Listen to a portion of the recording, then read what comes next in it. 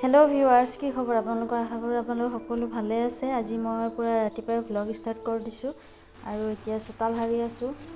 নাস্তা বনোৱা হৈ গ'ল, নেইনাৰ স্কুল আছিলে, এইটোৰ কাৰণে সোনকালে হ'ল। আৰু এতিয়া চাহ খাই আছোঁ। এইটো আমাৰ ভাগিন হয়, তাক বোলে ভিডিঅ'ত উঠাব লাগে, সদায় কৈ থাকে। আহিছিলে ঈদত ফুৰিবলৈ, আছে আজি যাব।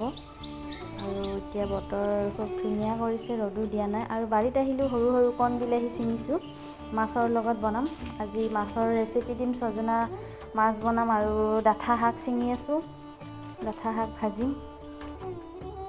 এনেই ইমান গৰম, তাতে বাৰীত সোমালে আৰু বেছিকৈ গৰম লাগে। এতিয়া মই ভইচ ৰেকৰ্ড কৰি আছোঁ আৰু ওচৰত গান বজাই আছে, ভয় লাগে যদি কপিৰাইট হৈ যায়। মাছ আমাৰ পুখুৰীৰ হয়, পূৰা লোকেল মাছ। আৰু পুখুৰীৰ কাষত ছজনা গছো আছে 3ডালমান, তাৰে ছজনাও পাৰি আনিছে। বুঢ়া হৈছে, কিন্তু বুঢ়া হ'লে বেছি খাই ভাল লাগে।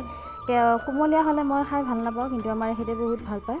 মই অলপমান কেঁচা কেঁচা নিচিনা গোন্ধ পাওঁ। আৰু ছজনা আৰু মাছ বনাবলৈ মই ক'লা সৰিয়হ, বগা সৰিয়হ, ৰহুন আৰু কেঁচা জলকীয়া একেলগে পিচি লৈছোঁ। আৰু এই ফুলকেইটা যে ইমান ধুনীয়া লাগিছে নহয়নে? কিন্তু ৰ'দ গ'লে মানে নুফুলে। আৰু ছজনাকেইটা এনেদৰে চেলাই লৈছোঁ।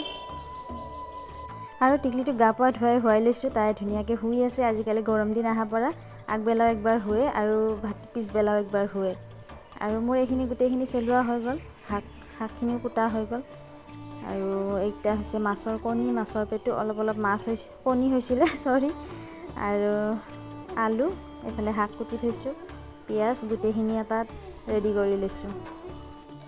কথা কওঁতে অলপ উগুল থুগুল লাগে, কাৰণ উজনি অসম নামনি অসম দুটা কথাই মিক্স হোৱা নিচিনা হৈছে। সেইটোৰ কাৰণে অলপমান মই গম পাইছোঁ, মই নিজে গম পাওঁ, বোবা হোৱা নিচিনা হৈ যাওঁ কেতিয়াবা। আৰু ভইচ ৰেকৰ্ড কৰিলেও হয়, আৰু কাৰোবাৰ লগত কথা পাতিলেও তাৰমানে এইফালৰো ভাষা আহে আৰু মোৰ মাহঁতৰ ঘৰৰো ভাষা আহি যায়। মোৰ বোবা নিচিনা হৈ যাওঁ, তাৰমানে কথাটো কি ক'ম কি নক'ম, এইফালে শুনি শুনি এইফালৰো ওলাই আহে, কিন্তু সেইফালৰো থাকি কথা হয়। এয়া আকৌ ওলট পালট লাগিলেনে। আৰু এতিয়া দুইফালে কেৰাহী বহাই দিছোঁ, একফালে ছজনা আলু ফ্ৰাই কৰিম আৰু একফালে মাছ ফ্ৰাই কৰিম, তেতিয়া সোনকালে হয়। আৰু মোৰ গেছতকৈও সোনকালে হৈ যায় চৌকাত বনালে।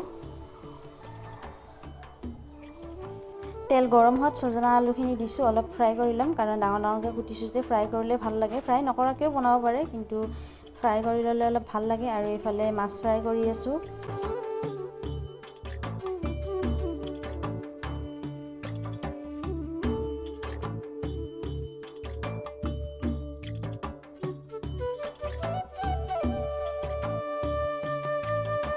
ছজনা আলুখিনি ফ্ৰাই কৰা হৈছে, আলুখিনি হোৱা নাই, অলপমান আৰু সময় বহাই দিছোঁ।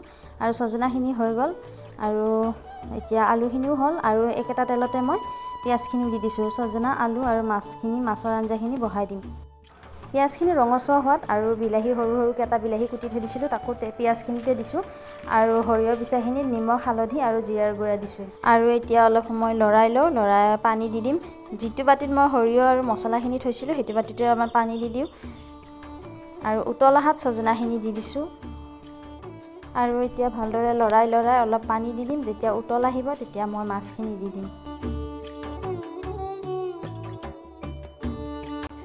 মাছ ফ্ৰাই কৰা গোটেইখিনি হ'লে, আৰু এতিয়া তোৰা মাছ এটা আছিলে, তাকো ফ্ৰাই কৰি দিছোঁ, আজি নবনাওঁ। আৰু সেইখিনি তেলতে মই পিঁয়াজ, কেঁচা জলকীয়া, ৰহুন কুটি দিছোঁ। আৰু এইফালে উতল আহিলে, উতল অহাত মই মাছ ফ্ৰাইখিনিও দি দিলোঁ। আৰু এই ছজনাৰ আঞ্জাখিনি বহুত কম সময়ত হৈ যায়, কাৰণ মাছটো ফ্ৰাই কৰা থাকে, আৰু মছলাখিনি উতলিলে হ'ল, এটা কেঁচা গোন্ধ থাকে, সেইখিনি নাইকিয়া হৈ যায়। আৰু ছজনা আলুটো ফ্ৰাই কৰি লোৱাই আছে, সেইকাৰণে খুব কম সময়ত হৈ যায়। আৰু এইফালে মই শাক ভাজিখিনি বহাই দিছিলোঁ, আৰু পিঁয়াজখিনিতে মই নিমখ, হালধি দিছোঁ, আৰু শাকখিনি অলপকৈ দি দিছোঁ।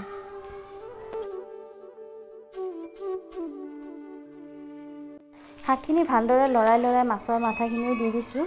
আৰু ইমান যে ভাল লাগে নহয় ডাঠা শাকৰ লগত মাছৰ মাথাটো দিলে। আৰু দেখিছেই নহয়, দুটা চৌকাত বহাই দিছোঁ যে, সেইকাৰণে ইমান সোনকালে হৈ গ'ল। মই গেছতকৈও ভাল পাওঁ চৌকাত বনাই। আৰু এয়া ছজনা মাছৰ আঞ্জাখিনিও হৈ গ'ল। আৰু এতিয়া মই দিছোঁ ইয়াতে মান ধনিয়া পাত, ধনিয়া পাত নাছিলে, সেইকাৰণে বাৰীতে মান ধনিয়া আছিলে, তাকে আনি দিছোঁ। আৰু শাক ভাজিখিনিও হৈ গ'ল। ছজনা মাছৰ আঞ্জাও হ'ল, আৰু মাছৰ মাথা আৰু শাক ভাজিখিনিও হ'ল। এতিয়া বনাম মাছৰ পেটু, সৰু সৰু কণ বিলাহী আনিছিলোঁ যে বাৰীৰ পৰা ছিঙি, তাকে মাছৰ পেটুৰ লগত বনাম। আৰু কাৰণ অলপমান তিতাও থাকে নহয়, পেটু আছে, আৰু মাছৰ কণী আছে আৰু কণ বিলাহী টেঙা, খাই খুব ভাল লাগে।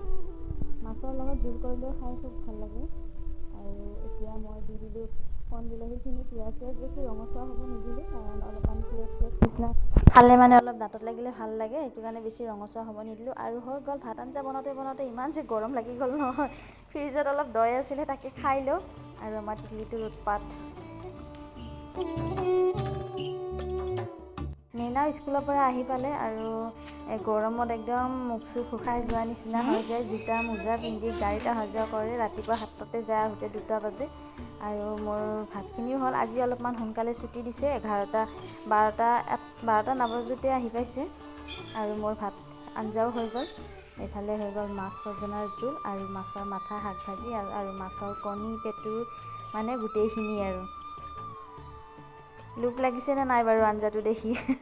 মোৰ হ'লে ভোক লাগি গ'ল।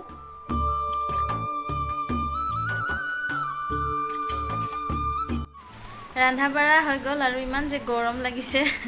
এতিয়া ৰুমত আহি ফেনৰ তলত বহিছোঁ, এতিয়াহে অলপ শান্তি লাগিছে। গৰম দিন আহিলে ৰন্ধা বঢ়াত অলপমান দিগদাৰ হয়, বহুত বেছি গৰম লাগে। আৰু ভিডিঅ' কৰিলে মানে আৰু বেছিকৈ গৰম ধৰে, কাৰণ পটাপট কৰিব নোৱাৰোঁ, বস্তুকেইটা একফালৰ পৰা দেখাই যাব লাগে, কি দিছোঁ কি দিয়া নাই। আৰু এনেই ভিডিঅ' নকৰিলে কথা নাই, পটককৈ হৈ যায়। যদি 1 ঘণ্টাৰ কামটো আধা ঘণ্টাৰ কামটো 1 ঘণ্টা লাগে, 1 ঘণ্টাৰ কামটো 2 ঘণ্টা লাগে যদি ভিডিঅ' কৰোঁ। আৰু ভিডিঅ' নকৰিলে পটককৈ হৈ যায়, কাৰণ কেমেৰা লৈ দেখাই থাকিব লাগিব, এইফালে একবাৰ সেইফালে একবাৰ। আকৌ ওচৰত আনিলে ওচৰত কেমেৰাটো আনিব লাগিব, দূৰত গ'লে দূৰত দিব লাগিব। এতিয়া ভাত খাই লওঁ, আৰু বাতি এনেকৈ দি অলপমান ষ্টাইলত দিছোঁ আৰু। ঠিক আছে তেতিয়াহ'লে আজিলৈ ভ্লগটো ইমানতে সামৰণি মাৰি ল'লোঁ। আৰু এতিয়া আমি ভাত খাই লওঁ।